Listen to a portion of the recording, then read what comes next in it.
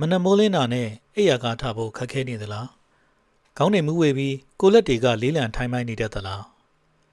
းလူတော်တော်များများကတော့ဒီလိုခံစားရရင်ကော်ဖီဒါမှမဟုတ်လက်ဖက်ရည်ကိုပဲအားကိုးကြပါတယ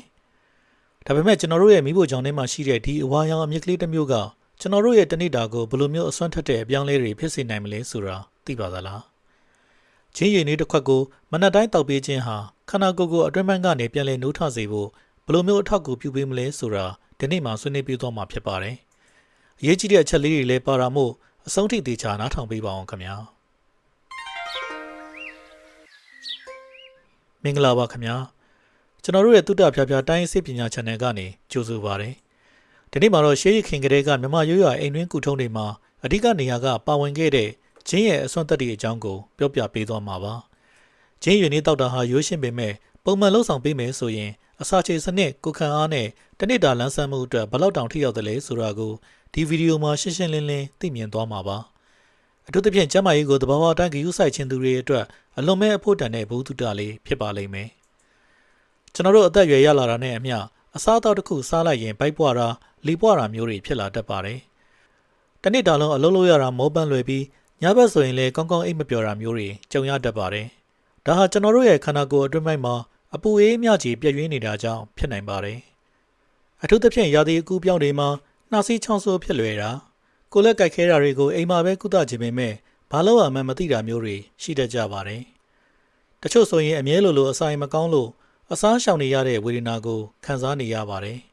ဒီပြဿနာတွေအားလုံးအတွက်ဆေးဝါးတွေပဲအမြဲအားကိုးဖို့မလိုပါဘူးကျွန်တော်တို့ရဲ့နေ့စဉ်စားသောက်မှုပုံစံလေးကိုအနည်းငယ်ပြင်ဆင်လိုက်ရုံနဲ့တင်သက်သာရာရနိုင်ပါတယ်ဒါကတော့ဂျင်းရည်နွေးကိုနေ့စဉ်တောက်သုံးတဲ့အလေးကျင့်လေးပါပဲဒါဟာရှေးလူကြီးတွေလက်ဆွဲပြုခဲ့တဲ့အလွယ်ဆုံးနဲ့အထီရောက်ဆုံးနည်းလမ်းတစ်ခုပါမြန်မာရိုးရာစစ်ပညာအမြင်အရဂျင်းကိုဓာတ်စာတစ်ခုအနေနဲ့အတိအမှတ်ပြုကြပါတယ်ဂျင်းဟာပူဆက်တဲ့အရသာရှိပြီးခန္ဓာကိုယ်ရဲ့ကအေးဓာတ်တွေကိုဖယ်ရှားပေးနိုင်စွမ်းရှိပါတယ်ရိုးရိုးရှင်းရှင်းပြောရရင်တော့ဂျင်းဟာခန္ဓာကိုယ်ရဲ့ကလေကိုနိုင်ပါတယ်ဗိုက်ထဲမှာလေတွေပွားနေရင်အစာချိန်လမ်းကြောင်းမှာအေးဓာတ်တွေပိတ်ဆို့နေရင်ဂျင်းရဲ့အပူဓာတ်ကဓာတ်တွေကိုရှင်းလင်းပေးလိုက်ပါတယ်အဓိကကတော့ဂျင်းမှာပါတဲ့သဘာဝဓာတ်တွေကသွေးလေကိုပုံမှန်အတိုင်းလဲပတ်စေပါတယ်ခန္ဓာကိုယ်ထဲမှာသွေးလေကောင်းကောင်းလဲပတ်နေပြီဆိုရင်အစာချေစနစ်ရဲ့လှုပ်ဆောင်ချက်တွေကိုပုံပုံအားကောင်းစေပြီးခန္ဓာကိုယ်ရဲ့သဘာဝအတိုင်းတန်ရှင်းရဲ့လုပ်ငန်းစဉ်တွေကိုလည်းဘေးကနေဝိုင်းဝန်းကူညီပေးနိုင်ပါတယ်ဒါကြောင့်ဂျင်းရွေနေတောက်တာဟာခန္ဓာကိုယ်ရဲ့အတွင်းဆက်ရန်နေရာကိုမနက်တိုင်းစီပြန်လောင်းပေးသလိုမျိုးလန်းဆန်းစေတာဖြစ်ပါတယ်ဂျင်းရွေနေတောက်ပေးခြင်းအပြင်ရရှိမဲ့အဓိကအကျိုးကျေးဇူး၄ချက်ကိုပြောပြပေးပါမယ်နံပါတ်1အစာချေစနစ်ကိုပုံမှန်ဖြစ်စေခြင်းမနက်စာမစားမီဂျင်းရည်နေတောက်ရင်အစာချေအမ်ဇိုင်းတွေကိုလှုံ့ဆော်ပေးပါတယ်။ဒါကြောင့်အစားအသောက်ကိုပိုပြီးကျဉ်ညက်စေပါတယ်။ဗိုက်ပွားခြင်းလေထိုးလျောက်ခြင်းတို့ကိုလျော့နည်းစေနိုင်ပါတယ်။နံပါတ်2ကိုယ်ခံအားကိုမြင့်တင်ပေးခြင်းဂျင်းမှာပါတဲ့အာနိသင်တွေကယောဂပိုးမွှားတွေကိုတိုက်ထုတ်ဖို့ကူညီပေးပါတယ်။အထူးသဖြင့်ရာသီဥတုကြောင့်ဖြစ်တဲ့နှာစေးလေချောင်းနာခြင်းတို့ကိုသက်သာစေပါတယ်။နံပါတ်3အဆိပ်မြင့်နာကျင်မှုလျော့ကျခြင်းအသက်40ကျော်လာရင်ဖြစ်တတ်တဲ့ဒူးနာခါနာအဆိပ်မြင့်ရောင်ရမ်းတာတွေကိုသက်သာစေဖို့ဂျင်းကကူညီပေးနိုင်ပါတယ်။နံပါတ်4သွေးလည်ပတ်မှုကောင်းစေပြီးလန်းဆန်းစေခြင်းတနေ့တာလုံးအလုပ်လုပ်ရတာမောပန်းလွယ်သူတွေအတွက်သွေးလည်ပတ်မှုကောင်းစေတာကြောင့်လန်းဆန်းစေပါတယ်။ဒါဟာရေးကြည့်တဲ့အချက်ပါ။သွေးလေကောင်းရင်ခေါင်းမှုကောင်းကိုက်တာတွေလည်းလျော့နေသွားပါလိမ့်မယ်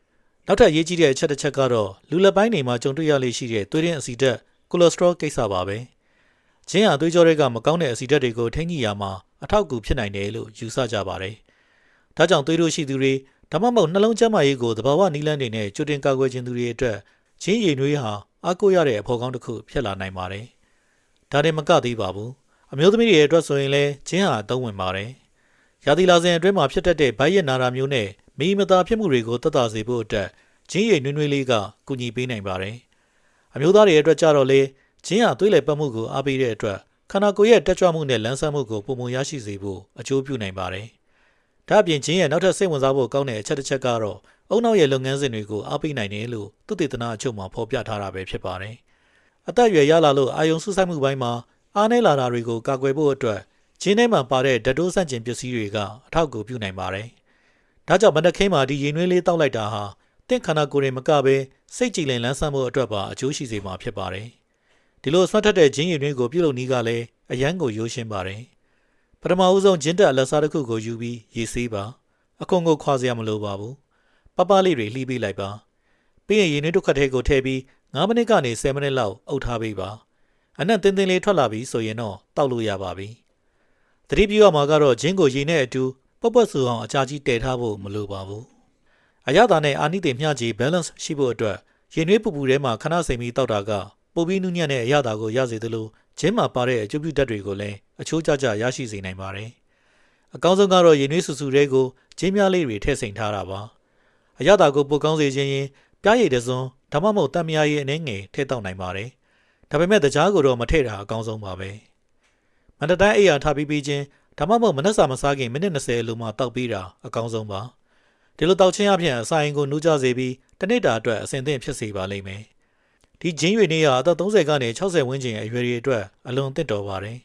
အထူးသဖြင့်ရုံးလုပ်ငန်းခွင်မှာအချိန်ကြာကြီးထိုင်လို့ရသူတွေအစာမကြေတဲ့ဝေဒနာခံစားရသူတွေနဲ့အေးတဲ့ရာသီဥတုမှာကိုလက်မိမသာဖြစ်သူတွေအတွက်အလွန်ကောင်းမွန်ပါတယ်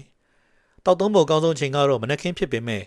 အကယ်၍သင်ကညစာစားပြီးနောက်အစာကြေခြင်းလို့တောက်ချင်တယ်ဆိုရင်လည်းရပါတယ်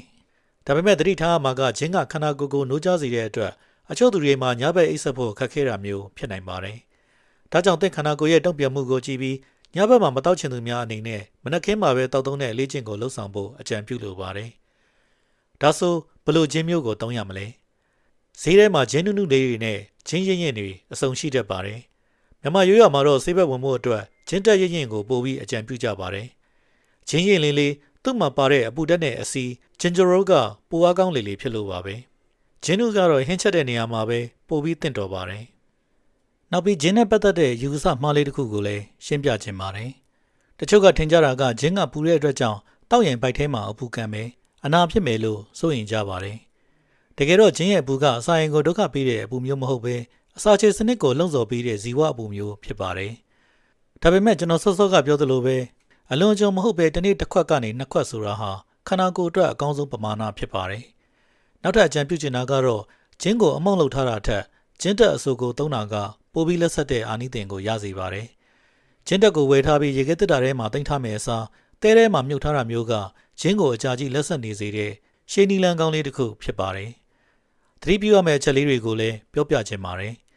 ဂျင်းယူနေဆိုတာကျန်းမာရေးအတွက်ထောက်ကူပြုတာမှန်ပေမဲ့အလွန်အကျွံမတောက်ပါနဲ့တစ်နေ့ကိုတစ်ခွက်ဒါမှမဟုတ်နှစ်ခွက်ဆိုရင်လုံလောက်ပါပြီအထူးသဖြင့်အစာရေအနာရှိသူတွေသွေးကျဲစေးတောက်နေရသူတွေနဲ့ခွဲစိတ်ကုသမှုခံယူဖို့ရှိသူတွေအနေနဲ့ဂျင်းကိုပုံမှန်မတောက်ခင်မှာဆရာဝန်နဲ့အရင်တိုင်ပင်ဖို့လိုအပ်ပါတယ်ဒါဟာယောဂတွေကိုကုသပေးတဲ့အံ့ဖွယ်ဆေးလုံးမဟုတ်တဲ့အတွက်ပြင်းထန်တဲ့ယောဂဝေဒနာရှိနေရင်တော့ဆရာဝန်နဲ့တိုင်ပင်ပြီးကုသမှုခံယူဖို့အရေးကြီးပါတယ်အနည်းချုပ်ရရင်တော့မနက်တိုင်းဂျင်းရွေနေတောက်တာဟာအစာချေစနစ်ကိုပုံမှန်ဖြစ်စေတယ်ကိုယ်ခံအားကိုမြင့်တင်ပေးတယ်ပြီးတော့တစ်နေ့တာလုံးကိုပုံမူလန်းဆန်းစေပါတယ်လုပ်ရတာလည်းရိုးရှင်းသလိုကုန်ကျစရိတ်လည်းတတ်တာတဲ့ဒီရိုးရာကုထုံးလေးကိုဒီနေ့ကစပြီးလေ့ကျင့်တစ်ခုလိုလုပ်ကြည့်လိုက်ပါအာနိသင်ကိုရက်တပတ်အနေငယ်အတွင်းမှာပဲကိုယ်တိုင်သတိထားမိလာပါလိမ့်မယ်ကဲမနေ့ပြန်မနေ့မှာဂျင်းရွေနေတစ်ခွက်နဲ့ပဲတစ်နေ့တာကိုစတင်ကြည့်ဖို့ဆုံးဖြတ်လိုက်ပြီလားဒီနည်းလမ်းလေးကမိတ်ဆွေအတွက်အဆင်ပြေလားမပြေလားဆိုတာကိုကောမန့်မှာပြန်လည်မျှဝေပေးခဲ့ကြပါဦးအခုလိုမျိုးသဘာဝကပေးတဲ့အကျိုးကျေးဇူးတွေကိုဆက်လက်လေ့လာခြင်းနဲ့ဆိုရင်တော့ကျွန်တော်တို့ရဲ့ channel လေးကို subscribe လုပ်ထားပေးဖို့မမေ့ပါနဲ့အောင်ခင်ဗျာကျမ်းမာရေးကိုသဘာဝအတိုင်း view စိုက်ပေးခြင်းဟာကိုယ့်တန်ဖိုးထားတာပါပဲအားလုံးပဲကိုယ်စိတ်နှပြကျမ်းမာရှင်လန်းကြပါစေနောက်ထပ်ဗီဒီယိုမှာထပ်တွေ့ကြပါမယ်နော်